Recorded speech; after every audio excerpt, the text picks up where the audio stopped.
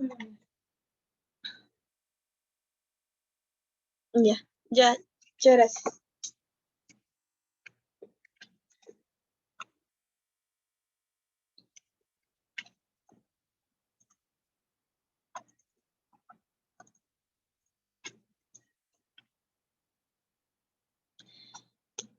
Muy bien, vamos a repasar o vamos a ver lo primordial, ¿no? La espermatogénesis se da dentro de los túbulos seminíferos. ¿A causa de quién? A causa de la estimulación de las hormonas gonadotrópicas. Estas hormonas las vamos a revisar cuando pasemos a la hoja de diapositiva en la cual se va a hablar del eje hipotálamo, hipófisis, testículo en este caso, ¿no? Y en la mujer también vamos a revisar lo que es el eje hipotálamo, hipófisis, ovario.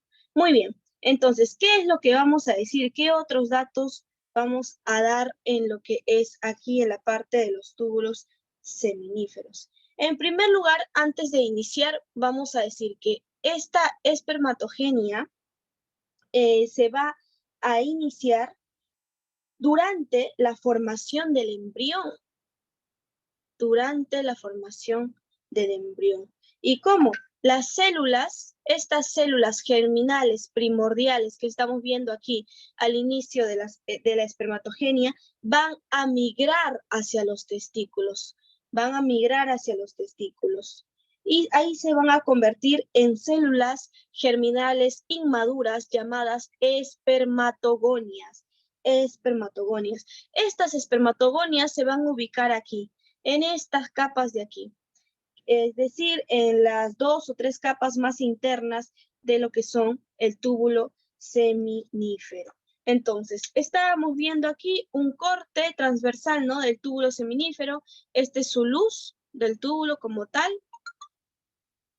Las de aquí, más por aquí que no se puede ver, van a estar ubicadas las células de Leydig, que ellas son las que secretan la testosterona, ¿no? Como ya vamos a ver. Aquí estamos viendo a las espermátides. ¿Y qué es todo esto que estamos visualizando?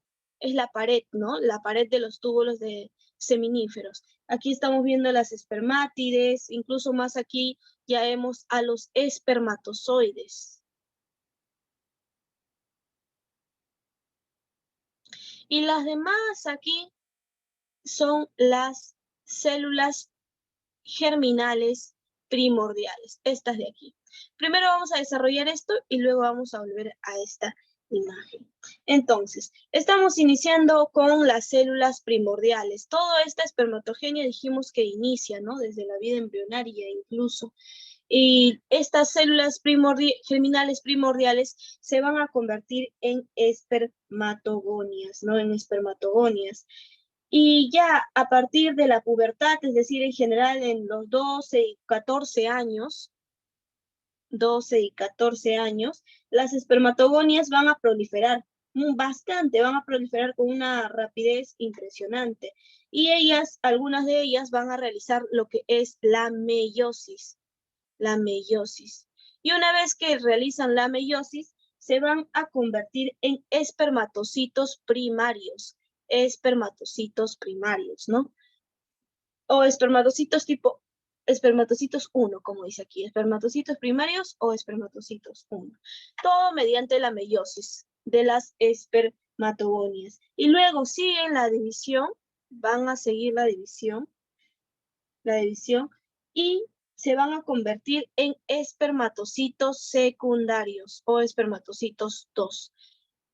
Espermatocitos secundarios o espermatocitos 2, ¿no?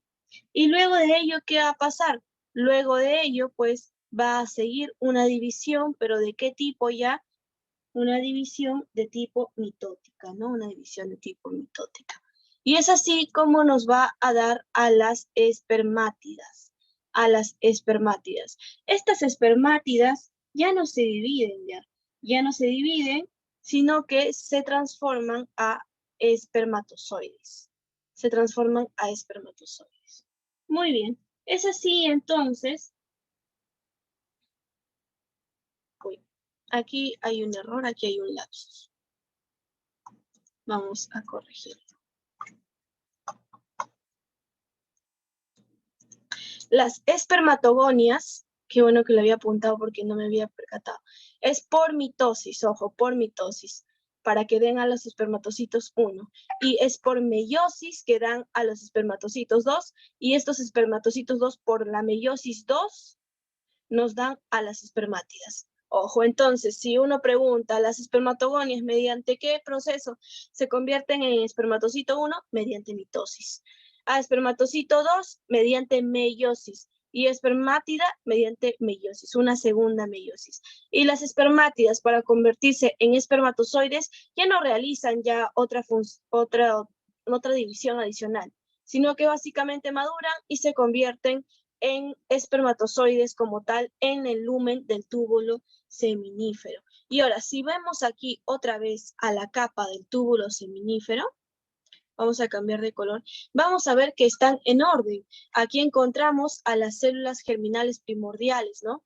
A las que están aquí, más aquí abajo ya vamos a encontrar a lo que son las espermatogonias. Es decir, conforme van desarrollándose, van saliendo hacia el lumen, van yendo hacia el lumen. Entonces, luego tenemos a las espermatogonias, por aquí se encontrarán espermatocitos 1, 2, por aquí ya están las espermátidas, y aquí finalmente, que estaría el túbulo por aquí, ¿no? O sea, esta parte de aquí estaría aquí, están ya los espermatozoides como tal. Muy bien.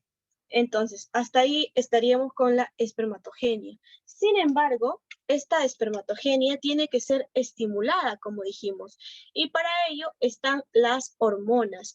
Y vamos a ver entonces cuáles son los factores hormonales que estimulan la espermatogénesis. Entre ellos tenemos al 1 a la testosterona, la reina, ¿no? Testosterona.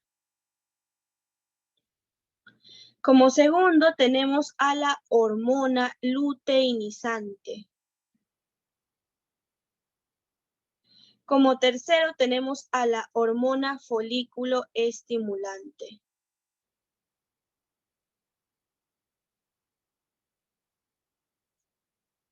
Cuarta tenemos a los estrógenos. Tenemos a los estrógenos. Y quinto tenemos a la hormona del crecimiento.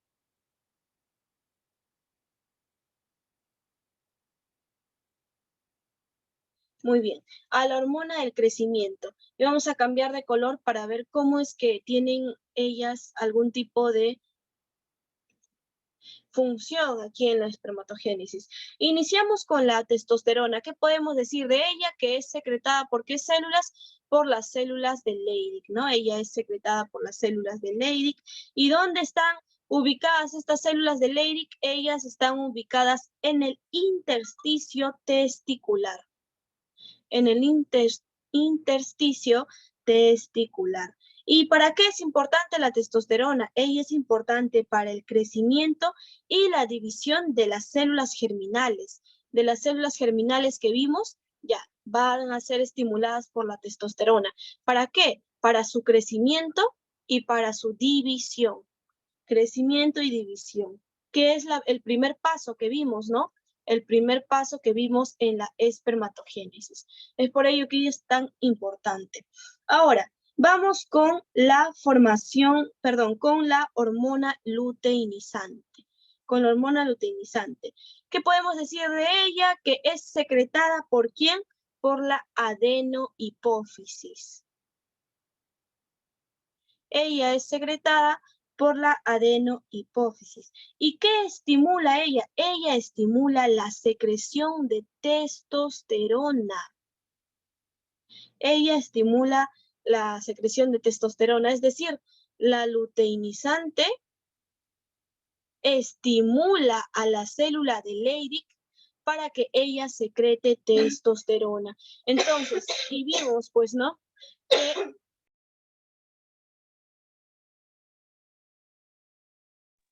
y vimos, ¿no? Que la célula de Leydig secretaba la testosterona, entonces por ello es que va a ser importante también la luteinizante en la espermatogénesis. Pasamos a la folículo estimulante, que también se Se escribe así, ¿no? Ya. La folículo estimulante, ¿qué podemos decir de ella? Ella también es secretada por la adenohipófisis. Ella también es secretada por la adenohipófisis. ¿Y a quién va a estimular ella? ¿A las células de Leydig? No, ella estimula a las células de Sertoli. Ella estimula a las células de Sertoli. ¿Y dónde se encuentran las células de Sertoli? También se encuentran en las paredes de los túbulos seminíferos. Entonces, ella, el folículo estimulante estimula, ¿no? Como su nombre dice, a las células de Sertoli. ¿Y qué pasaría si no hubiese esta estimulación? Pues aquí pasaría algo. Si no hubiese esta estimulación,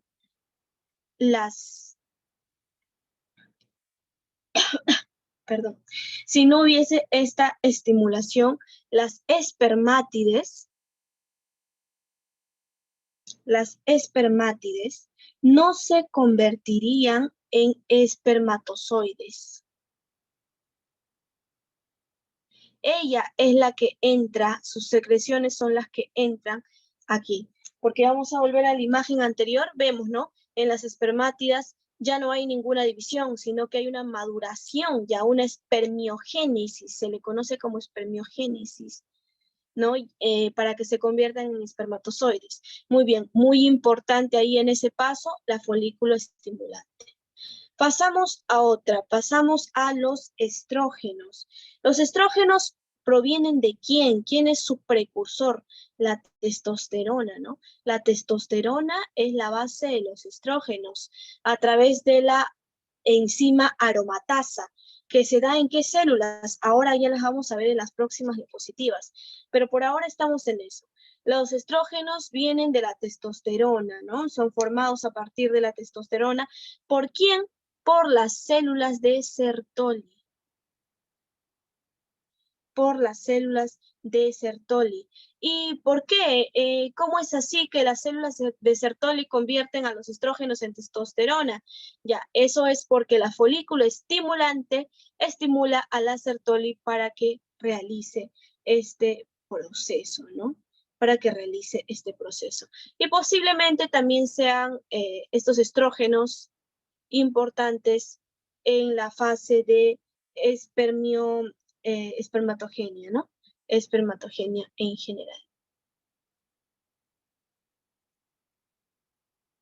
Vamos a pasar a la última, vamos a pasar a la hormona de crecimiento. Vamos a pasar a la hormona de crecimiento. ¿Qué pasa con la hormona de crecimiento? Que en general esta hormona va a ser muy importante para controlar todo lo que son las funciones básicas, ¿no? Las funciones metabólicas básicas. Y también el testículo no va a ser un caso aparte. Entonces, en concreto, ¿qué va a pasar con la hormona de crecimiento? Va a promover la división de las espermatogonias.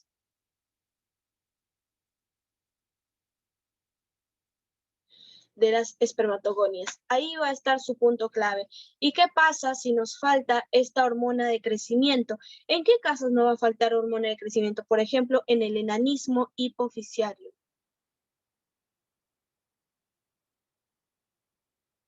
En el enanismo hipofisiario nos falta hormona de crecimiento, ¿no?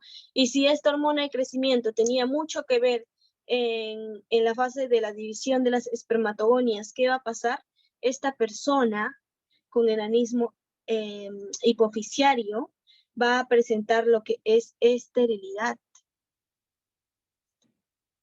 Esterilidad. ¿Por qué? Porque va a haber una espermatogenia deficiente o incluso nula, ¿ya? Según cómo se den cada paciente, pero van a ser estériles.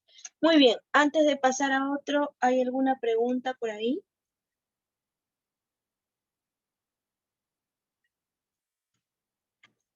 Bien.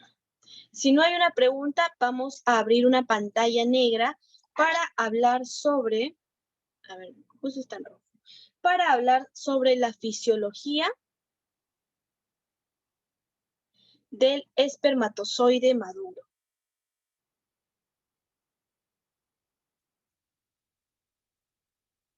La fisiología del espermatozoide maduro. Aquí vamos a dar algunos datos sobre los espermatozoides. En los espermatozoides normales, aquí estamos hablando de los normales, no vamos a hablar de espermatozoides defectuosos, ¿no? Ellos van a ser bastante móviles, ¿no? Bastante móviles. ¿Y a qué se va a deber esta movilidad? Gracias a los movimientos flagelares, ¿no? Gracias a los movimientos flagelares. ¿Y qué velocidad pueden alcanzar en el líquido, en el líquido viscoso, ¿no? Pueden alcanzar de 1 a 4 milímetros por minuto. 1 a 4 milímetros por minuto. Ahora, estos se mueven mucho más fácil en lo que es un medio neutro o un medio alcalino. Alcalino. Por eso cuando el pH de la vagina desciende y se vuelve ácido, pues es mucho más complicado para la mujer quedar embarazada porque los espermatozoides no funcionan bien en un medio ácido, ¿no? En un medio ácido. Muy bien, y por ello es que el semen tiene un pH alcalino. Ojo, es por ello también que el semen tiene un pH alcalino. ¿Y qué más podemos decir aquí? A ver, aparte de mencionar que los medios ácidos provocan, puede ser letargo del espermatozoide o incluso puede producir lo que es su muerte del espermatozoide, ¿no? Además, ¿qué podemos decir? Que su actividad va a aumentar cuando aumenta la temperatura. Es por ello que fisiológicamente durante el acto la temperatura, o incluso no durante el acto, la temperatura de la vagina es mucho más caliente que otras partes del cuerpo, justamente porque todo debe predisponer hacia un embarazo, ¿no? Hacia a que el espermatozoide pueda llegar correctamente hasta el óvulo.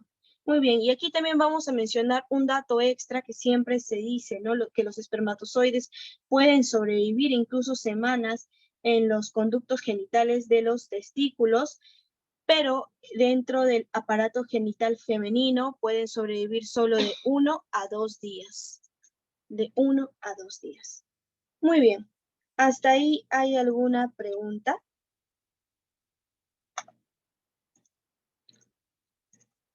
Bien. Antes de ello, también vamos a hablar sobre el por qué, que es parte de la fisiología. Está mal escrito ese por qué. Vamos a hablar sobre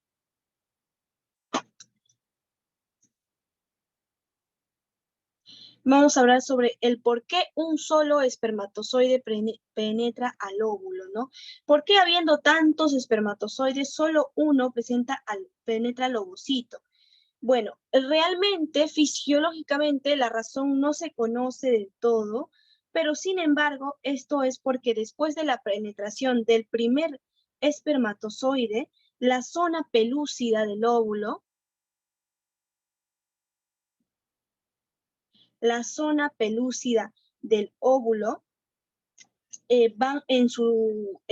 esta zona van a difundir lo que son los iones calcio a través de su membrana.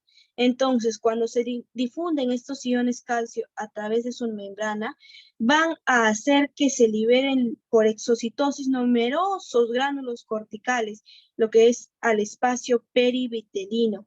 Y estos gránulos que se van a secretar, ¿qué es lo que van a contener? Bueno, van a contener sustancias que van a impedir la fijación de nuevos espermatozoides. Calcio o sodio. Sodio. Perdón, iones calcio. Uy, se perdió la pantalla. Iones calcio. Muchas gracias. Zona pelúcida. Entonces, esto de los iones calcios va a hacer que se secreten estos gránulos con sustancias y estas sustancias van a impedir la fijación de nuevos espermatozoides, ¿no? De nuevos espermatozoides. Muy bien. Esos son algunos de los datos que quería dar. Muchas gracias a quien me brindó el dato. Muy bien. Muchas gracias a Randy. Muy bien, vamos a continuar entonces. Ahí tenemos a los factores hormonales que estimulan la espermatogénesis. Si no hay ninguna duda adicional, entonces vamos a continuar. Vamos a continuar con las concentraciones plasmáticas medias de la testosterona, porque esta varía conforme pasan las etapas, ¿no? Estas van a variar conforme pasan las etapas. Vamos a recordar en primer lugar que la testosterona es la principal responsable de las características distintivas, ¿no? Del cuerpo masculino. Y incluso esto va a ser durante la vida fetal muy importante, porque si aquí alcanzan a ver durante la vida fetal, la testosterona va a estar mucho más elevada que en un prepúber, entonces que en su niñez. ¿Y por qué? Porque justamente esta hormona va a tener mucho que ver en lo que son las diferenciaciones masculinas en el feto, en su vida fetal, ¿no? La gonadotropina coriónica placentaria, vamos aquí a dar otros datitos.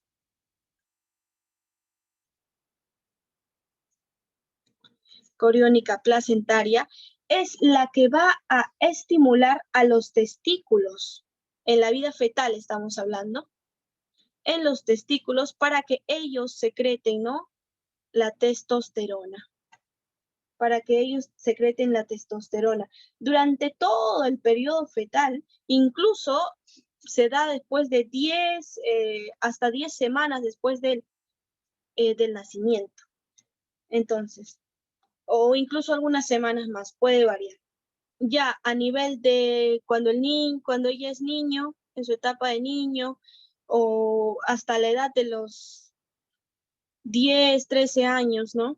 10, 13 años, hasta ahí los niveles de testosterona van a estar disminuidos. Es casi nula la secreción de la testosterona. Pero una vez a partir de los 13, 14, miren en la pubertad cómo se dispara de una manera impresionante la secreción de la testosterona. ¿Y gracias a qué se dispara esto? Esto se dispara por el estímulo de gonadotropinas. Por el estímulo de las gonadotropinas hipofisiarias.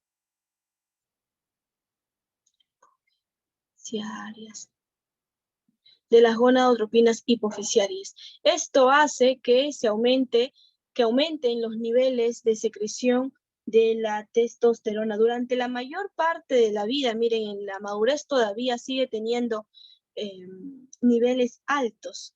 Ya es en la senectud cuando empieza a disminuir, ¿no? Aproximadamente a partir de los 50 años empieza a disminuir los niveles de testosterona. Muy bien. Antes de pasar a otro punto, vamos a dar aquí un dato adicional. En la vida fetal, ¿cuál va a ser el efecto de la testosterona en la vida fetal en algo muy importante como conocemos que conocemos como descenso de los testículos? Los testículos descienden al escroto durante los últimos 2 o 3 meses de la gestación, pero los últimos 2 o 3 meses de la gestación, no los primeros, los últimos 2 o 3 meses de la gestación. Ahí van a descender, porque se empieza a secretar cantidades suficientes ya de testosterona, ¿no? Pero ¿qué pasa si quizás por alguna razón u otra no han descendido los testículos correctamente, ¿no? En un niño varón, por ejemplo, que nace, pero los testículos están no descendidos, pero sus valores de testosterona están normales, lo que se puede hacer es administrar esta hormona para que los testículos desciendan de forma habitual sin ningún problema, pero esto siempre en cuando los conductos inguinales todavía tengan el tamaño suficiente para que pueda dar paso a los testículos, ¿no? Eso siempre en cuando pueda dar paso. Ahora, vamos a hablar de lo que son los efectos de la testosterona sobre los caracteres sexuales. ¿Cuáles van a ser algunos de ellos?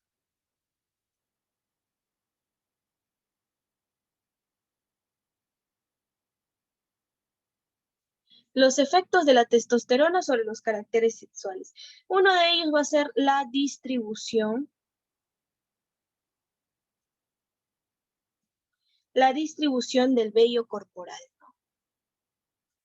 La distribución del vello corporal sobre el pubis, por encima de la línea alba, en la cara, ¿no? O en el tórax incluso. ¿En qué más? ¿Qué más va a hacer la testosterona? Ella es la encargada de la calvicie masculina, ¿no? De la calvicie masculina. Muy bien, de la calvicie masculina. También tiene mucho que ver en los efectos de la voz. De los efectos de la voz. ¿Pero por qué en los efectos de la voz? Esto se va a producir porque va a haber una hipertrofia de la mucosa laringea. Una hipertrofia de la mucosa laringea. Y por ello es que se va a engrosar la voz, ¿no? Por ello es que se va a engrosar la voz. ¿Qué más va a hacer? Va a engrosar la piel. Engrosar la piel y tiene tendencia acnéica, ¿no? Tiene tendencia acnéica. Es por ello que en las mujeres con SOP, con síndrome de ovario poliquístico, ¿no? Que tienen niveles elevados de testosterona, tienen tendencia acnéica, ¿no? E incluso calvicie también por los niveles elevados de testosterona. Muy bien, entonces continuamos. Engrosa la piel, la testosterona, y le da una tendencia acnéica, ¿no? Porque aumenta ahí el grosor de los tejidos subcutáneos y lo que hace es incrementar la secreción también de las glándulas sebáceas. Es por ello que esta hipersecreción puede provocar lo que es el acné, ¿no? Lo que es el acné. ¿Qué más? Pero de igual manera la testosterona aumenta lo que es la formación de proteínas. La formación de proteínas y el desarrollo muscular. ¿No? Es por ello. Y bueno, también va a tener algunas injerencias en lo que es el metabolismo, ¿no? Porque ella va a aumentar la tasa metabólica, ¿no? La tasa de metabolismo. Muy bien. Es por ello que cuando inician en la adolescencia, los varones no tienen menos probabilidades de engordar que las mujeres, justamente porque aumenta la tasa metabólica. Uy, se fue hasta el último. Muy bien, entonces, hasta ahí hemos revisado algunos puntos. Ahora vamos a pasar al eje hipotalámico hipofisiario testicular. ¿Hasta ahí hay alguna pregunta?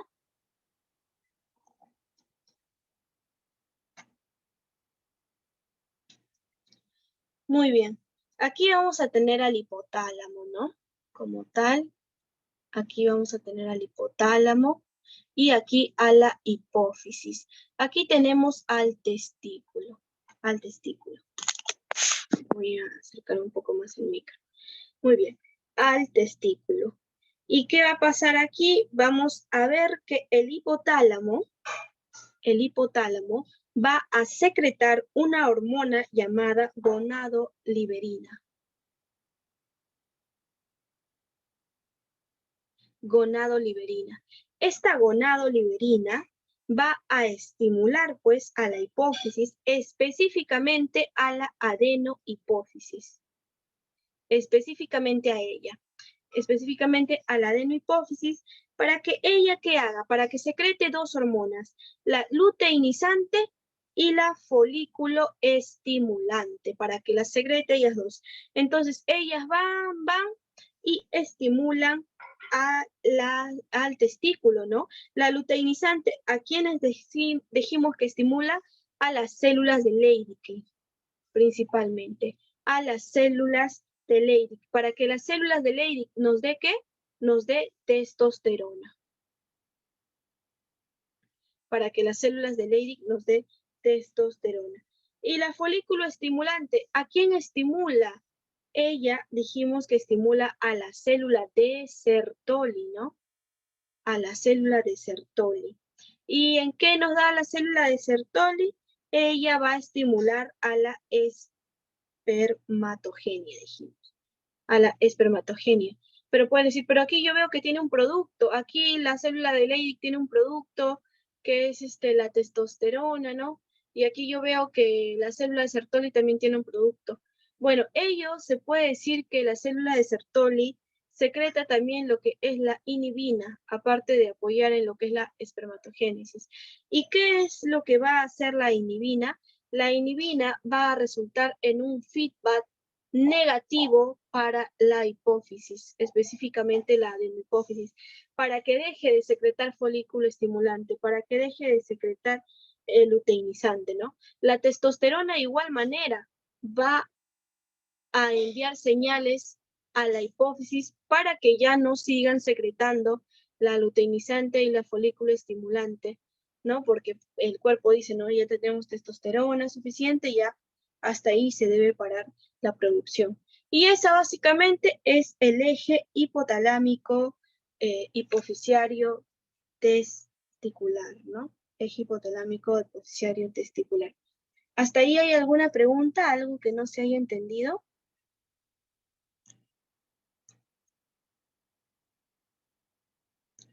Muy bien.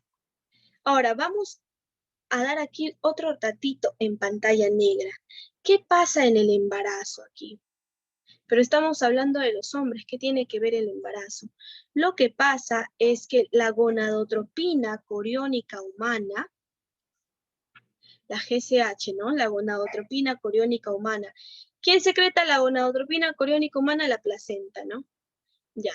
La gonadotropina coriónica humana secretada por la placenta durante el embarazo va a estimular la secreción de testosterona.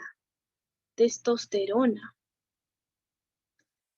¿Por quién? Por los testículos fetales, ¿no? Entonces, durante la secreción, durante el embarazo, la placenta va a secretar lo que es la gonadotropina coriónica humana, o lo que se le conoce también como la HCG, pero está al revés nada más, ¿no? Entonces, la gonadotropina coriónica humana va a circular, va a llegar hasta el feto y va a tener los efectos, pues, para que se secrete la testosterona, ¿no? La testosterona. ¿Por qué? Porque esta gonadotropina no es que de frente va a secretar, ¿a quién va a secretar? Va a estimular a la luteinizante. Y como vimos, la luteinizante secreta las de Leydig para que, pum, nos secrete testosterona, ¿no? Muy bien. Entonces, ese es un datito adicional que les quería dar. ¿Alguna pregunta hasta ahí? O si no, continuamos con ya lo que es mujer, ovogénesis. No he ingresado mucho a lo que es la endocrinología como tal de esta parte, porque lo habían hecho con Alessandro Camones en la sesión de fisiología endocrinológica. Muy bien, ¿hay alguna pregunta hasta ahí? Bien, vamos a continuar entonces con la ovogénesis, A ver, en la ovogénesis, ¿qué vamos a decir de ella? Va a iniciar,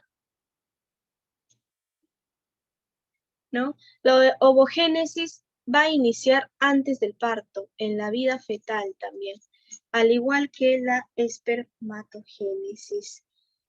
¿Y qué vamos a decir de aquí? Pues que se da su desarrollo embrionario, ¿no? ¿A partir de qué?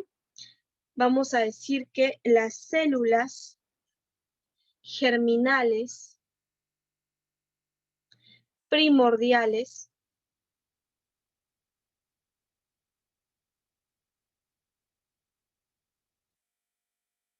van a migrar, ¿no? Van a migrar a todo lo que es a través del mesenterio del intestino fetal, obviamente, el intestino posterior, van a migrar, ¿no? Hasta llegar hasta lo que son los ovarios.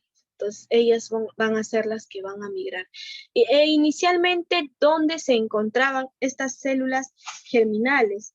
Quizás el nombre suene un poco complicado, pero ellas se encontraban en el endodermo dorsal del saco vitelino. Endodermo dorsal del saco vitelino, ¿no? Ahí se encontraba. Y desde ahí es como migran. Y una vez que ellas llegan al epitelio germinal, ¿no? Una vez que ellas ya migraron, llegaron al epitelio germinal, migran al interior de la célula de la corteza ovárica, ¿no? Ya están ahí. Y ahí es donde se convierten en ovogonias. Ellas se convierten en ovogonias o también llamados óvulos primordiales. Ovogonias, un momento, el lápiz me está presentando. Ovogonias o también llamadas óvulos primordiales. Muy bien, entonces esta ovogonia lo que va a hacer es replicarse, ¿no? Y nos va a dar un ovocito primario, ¿no? Un ovocito primario.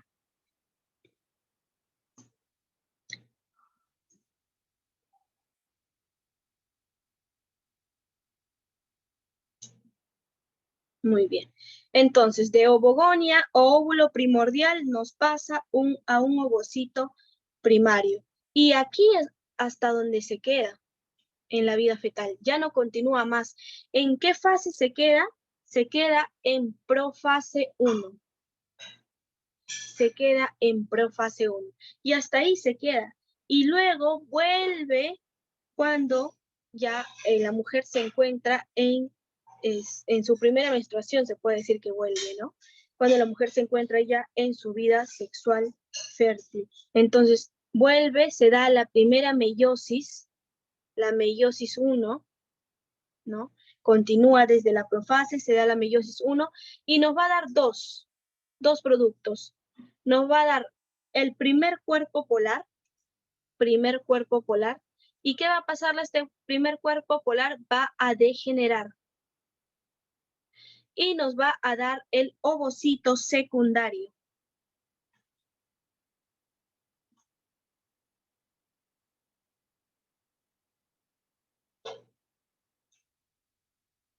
¿Y en qué fase se va a interrumpir este ovocito secundario? Este ovocito se interrumpe en metafase 2. Y para que complete las fases, ¿qué es lo que tiene que pasar? Tiene que ser este ovocito fertilizado. Tiene que ser fertilizado.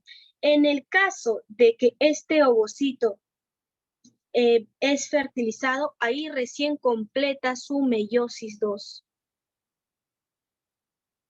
Ahí recién completa su meiosis 2.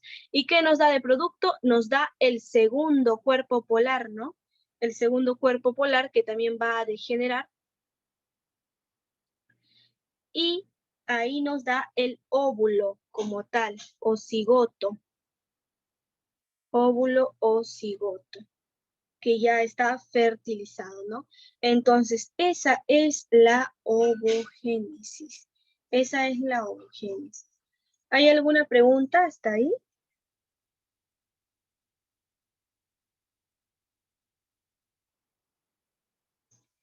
Muy bien. Si no hay una pregunta, si se ha entendido la ovogénesis, vamos a iniciar o vamos a hablar de la interacción de las células foliculares de la teca y granulosa. Aunque, ahora que lo veo, mejor vamos a hablar del eje hipotalámico hipofisiario ovárico y luego vamos a volver aquí. Va a ser un poco más entendible. Entonces, tenemos al eje hipotalámico hipofisiario ovárico, ¿no? ¿Y qué va a pasar aquí? De igual manera, el hipotálamo va a secretar lo que es a la hormona liberadora de gonadotropina, ¿no? ¿Y qué es lo que va a hacer esta hormona liberadora de gonadotropina? Lo que va a hacer es estimular a la adenohipófisis. Va a estimular a la adenohipófisis para que ésta secrete lo que es luteinizante, ¿no? Luteinizante y folículo estimulante, para que secrete estas dos hormonas. Y vamos a hacer un dibujo aquí aparte para que se entienda bien esto. Una vez que secreta por esta parte, vamos a ponerle a la folículo estimulante y por aquí a la luteinizante. ¿A dónde va la folículo estimulante? Se va principalmente a la célula granulosa. Se va principalmente a la célula granulosa. Y la luteinizante se va a la célula de la teca. Ahora, célula granulosa, de la teca, todo ello lo pueden ver si llevan en lo que es histología, ¿no? Histología o incluso embriología. Entonces, folículo estimulante estimula célula granulosa. Luteinizante a la célula de la teca, pero también a la granulosa. También a la granulosa. Entonces, la folículo estimulante me estimula granulosa. ¿Qué me da? Ella me va a dar como producto a los estrógenos. A los estrógenos. Y la célula de la teca, ¿qué es lo que me va a dar? La célula de la teca me va a dar a los gestágenos. Gestágenos. Gestágenos. Y también me va a dar andrógenos. Andrógenos. La granulosa también me da andrógenos, pero no me lo da como producto, porque los andrógenos se convierten dentro de la granulosa en estrógenos y sale como estrógenos. Pero aquí la teca, ¿por qué me libera los andrógenos? Ahora lo vamos a ver con la otra imagen, pero hasta ahí estamos aquí. Folículo estimulante me estimula la célula granulosa. ¿Me da qué? Estrógenos. Me da que lo que son los estrógenos. Y la célula de la teca me da que me da los gestágenos y los andrógenos, ¿no? Y los andrógenos. Muy bien. Y además, ¿qué más me va a dar la granulosa? Me va a dar la inhibina, ¿no? Esa inhibina que la vimos en el eje hipotalámico anterior. ¿Qué va a hacer esta inhibina? Va a inhibir a la hipófisis, perdón, para que deje de secretar a estas hormonas estimulantes, ¿no? Estas hormonas estimulantes. Los gestágenos de igual manera van a hacer un feedback negativo en la hipófisis, ¿no? Un feedback negativo en la hipófisis. Ahora, célula de la teca y célula granulosa. Aquí tenemos a la granulosa y aquí tenemos a la de la teca. Entonces, tenemos que la granulosa era estimulada por la folículo estimulante, ¿no? Y, aquí le han puesto dos granulosas, ya. La granulosa y la de la teca, así está. En la otra imagen estaba abajo la de la teca. La granulosa va a estar estimulada por la folículo estimulante y también por la luteinizante, ¿no? Y la de la teca estaba estimulada por la luteinizante. Aquí incluso se ven sus receptores, ¿no? ¿Y qué va a pasar? Lo que va a pasar es lo siguiente. Voy a abrir una pantalla en negro para que lo puedan ver mejor y luego volvemos a esta imagen. Tenemos aquí dos. Esta va a ser la célula de la teca. Y con otro color vamos a hacer a la célula granulosa.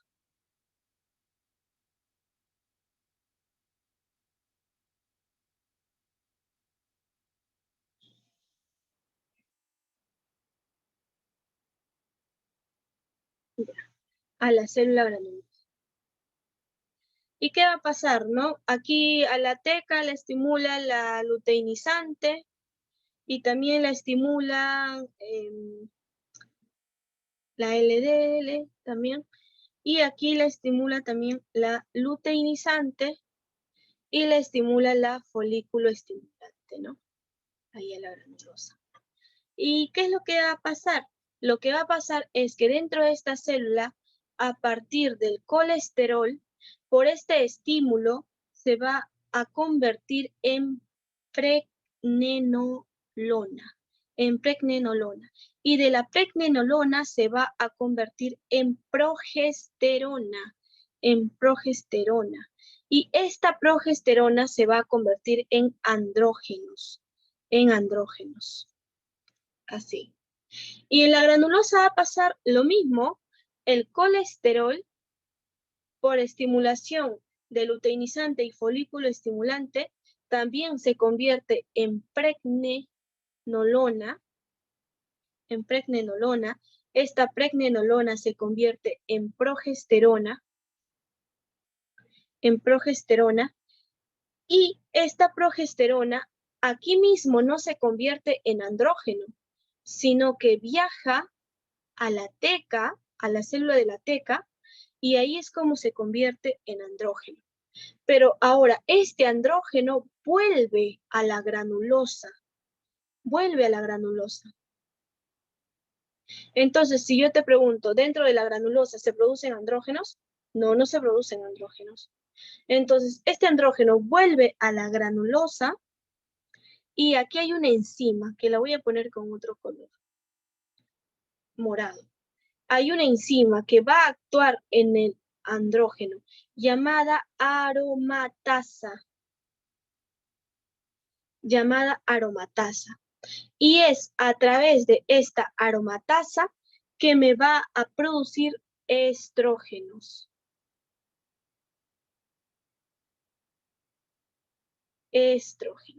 Entonces, los andrógenos se convierten a estrógenos a través de la aromatasa. Entonces, esta es la imagen que se quería dar aquí, pero como que está un poquito más confusa esta imagen, así que mejor se ha dibujado.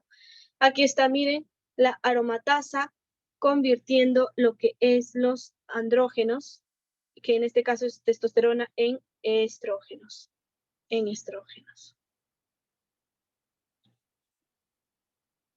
Muy bien. ¿Hay alguna pregunta hasta ahí?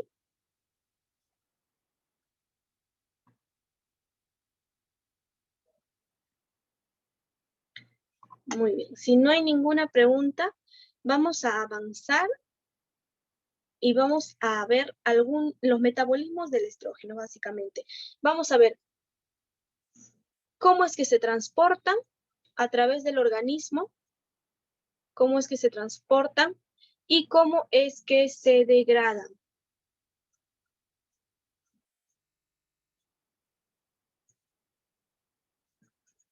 Muy bien.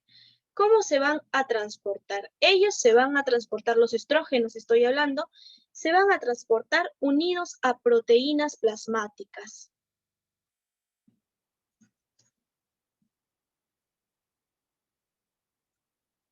¿Qué proteínas plasmáticas? Principalmente albúmina.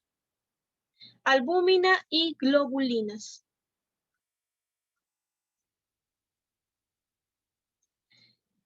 Albúmina y globulinas que van a ser específicas transportadoras de lo que son estrógenos, progesterona.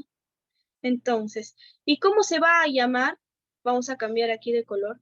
¿Y cómo se va a llamar aquí la unión entre el estrógeno?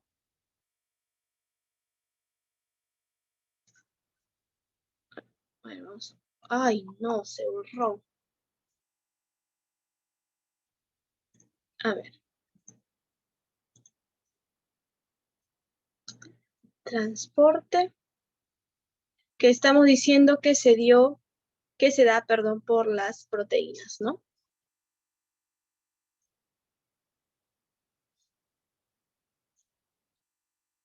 Muy bien. Entonces, la unión entre estas hormonas, que son los estrógenos, más las proteínas plasmáticas, que dijimos que puede ser albúmina, globulinas, ¿no? Van a ser lo suficientemente laxas, débiles, como para que se libere a los tejidos, ¿no? Como para que se libere a los tejidos. Y en cuanto a la degradación, ¿quién va a entrar aquí en la degradación de los estrógenos? Va a entrar el hígado. Va a entrar el hígado. El hígado va a conjugar a los estrógenos. Y conjugándolos, ¿qué va a hacer? Va a formar glucurónidos. Va a formar glucurónidos, va a formar lo que son sulfatos, glucurónidos, sulfatos, ¿no? ¿Y por dónde se va a excretar esto? Por la bilis. Se va a excretar por la bilis, pero no solo por la bilis, sino también por la orina. Por la orina. Muy bien. Entonces, hasta ahí hemos hablado de lo que son los estrógenos. A ver, ¿hay alguna pregunta hasta ahí? Si no hay alguna pregunta, vamos a seguir dando datitos. Vamos a hablar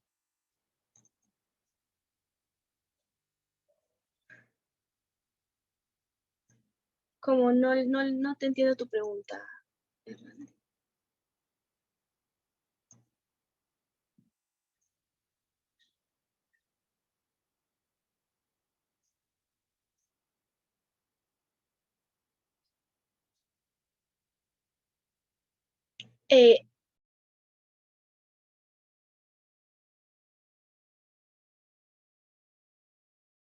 ¿No?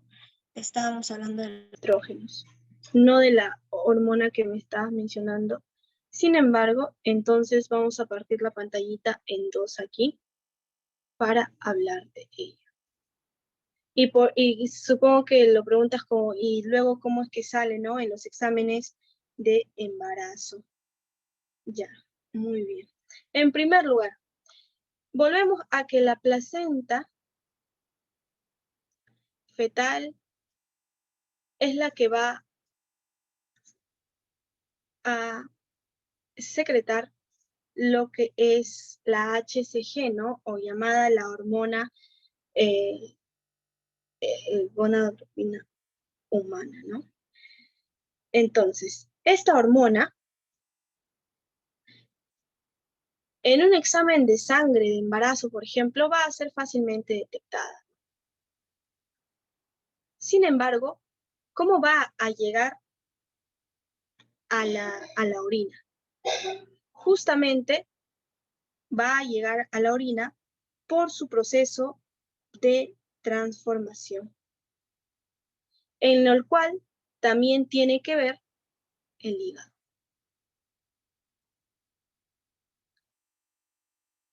En el hígado, esta hormona va a llegar y, como dije, va a pasar tanto estrógenos y este tipo de hormona a la bilis como a la orina.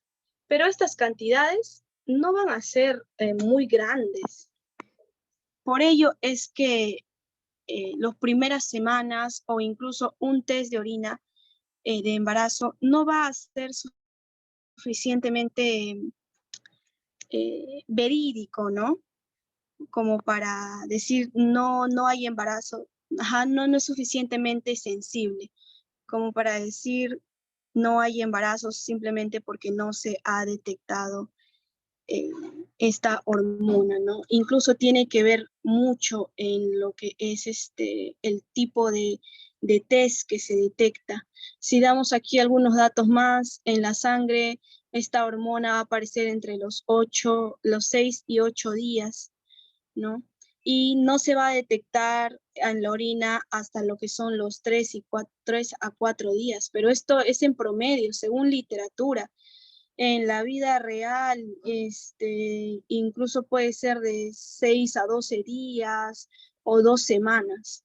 Entonces, si uno se hace un test de embarazo al tercer día, así sospechando, no es nada sensible esto. No es nada sencillo. Muy bien. Entonces, aquí lo que quería hablar era por qué después de la menopausia, ¿por qué después de la menopausia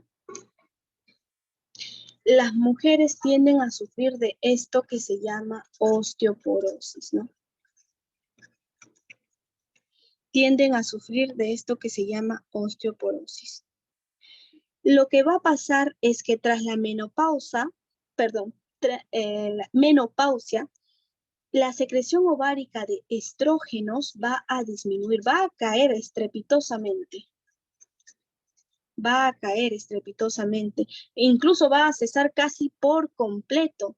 Entonces, esta falta de estrógenos nos va a traer consecuencias. Entre ellas, la primera consecuencia que va a traer es que va a haber un aumento de la actividad osteoclástica. Y como quizás han estudiado en anatomía también incluso, o embrio, los osteoclastos son los encargados de reabsorber, ¿no? Entonces, va a aumentar la actividad de ellos. ¿Qué más va a hacer? Va a haber una pérdida de lo que es matriz ósea, por ello. Pérdida de la matriz ósea. Y como tercero, entonces, a causa de ello va a haber un descenso del depósito de calcio y fosfato. Entonces, todo esto va a hacer que se debilite mucho, ¿no? Las estructuras óseas. Entonces, ello va a hacer que se predisponga a osteoporosis. Es por ello que la menopausia produce estos déficits de estrógenos en edades avanzadas y produce osteoporosis. Ello sería la fisiología de la osteoporosis. Muy bien. Ahora, sigamos un datito más aquí, incluso antes de irnos, porque ya esa era la última diapositiva. Los estrógenos van a aumentar el depósito de proteínas. Los estrógenos producen lo que es un aumento de lo que son las proteínas totales en el organismo, ¿no? Va a aumentar lo que son el aumento de las proteínas. Muy bien. Dicho esto, entonces, estaríamos terminando.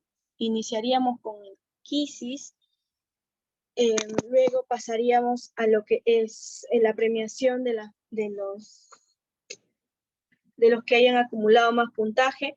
Mientras se empieza a transmitir el quisis, pueden realizar sus preguntas para que podamos desarrollarlas. Recordando que hoy es la última sesión.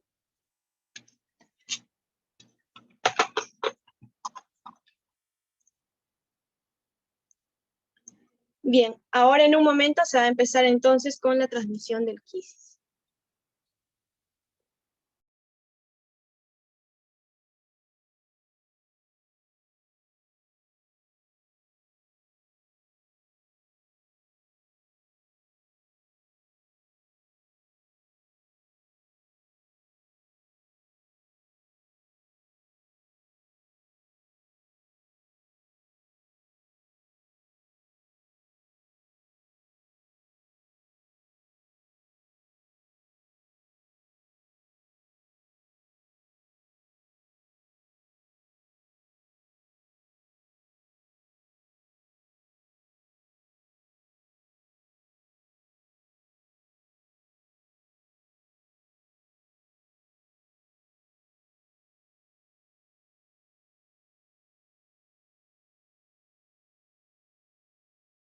Buenas noches, se va a enviar el link del quisis.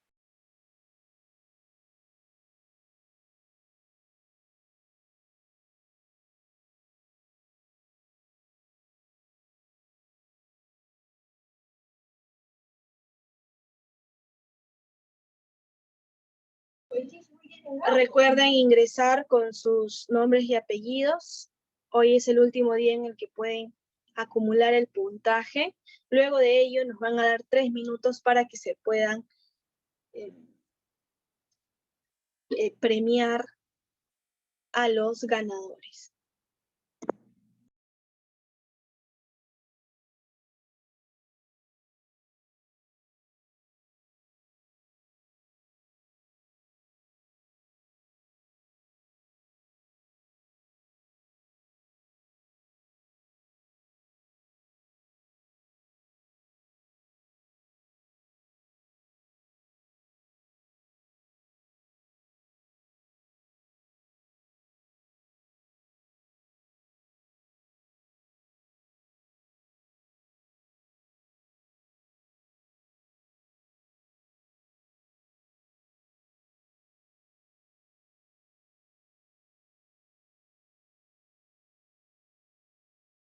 Muy bien, vamos a iniciar entonces con la sesión del quizzes.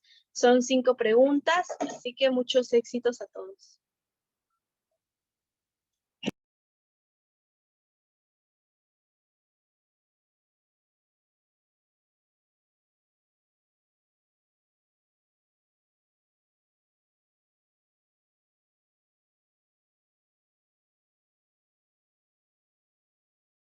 Muy bien, ya se ha respondido. Vamos a ver la tabla de posiciones.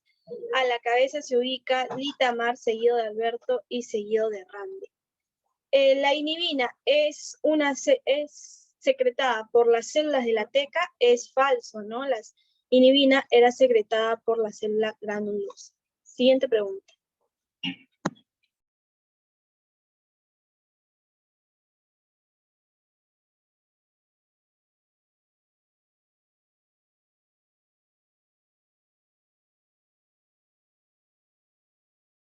Uy, ha dejado de transmitirse un momento, pero continuamos.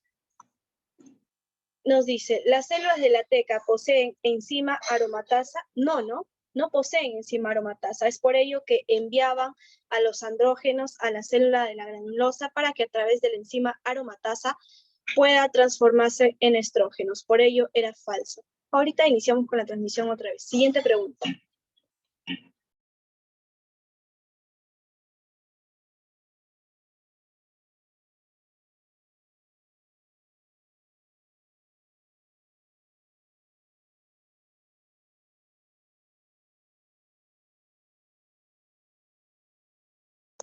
Muy bien, nos dice, la hormona folículo estimulante es secretada por la neurohipófisis. No, habíamos dicho que, e incluso la única que hemos mencionado durante la clase es la adenohipófisis. Siguiente pregunta.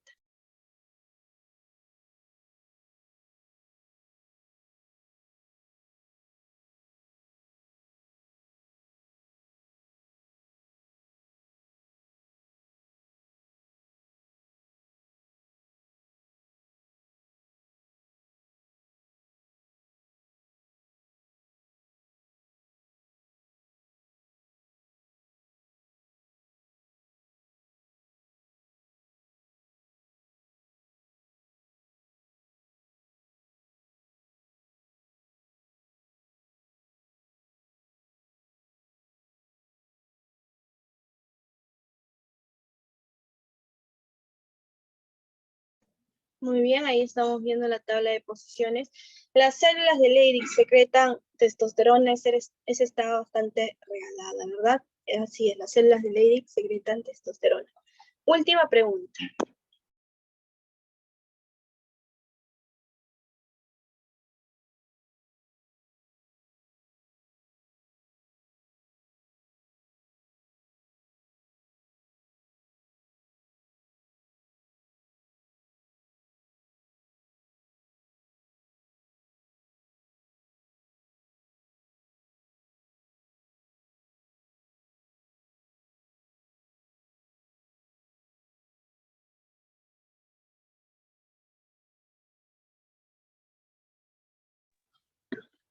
Muy bien. Luego vamos a ver la tabla de posiciones. Era falso, ¿no? Mencionamos claramente, junto incluso con la imagen, de que era falso, de que durante la niñez los niveles de testosterona disminuían. Muy bien, entonces ahora vamos a ver lo que son la tabla de posiciones final. Se ha enviado el link de asistencia para que lo puedan llenar.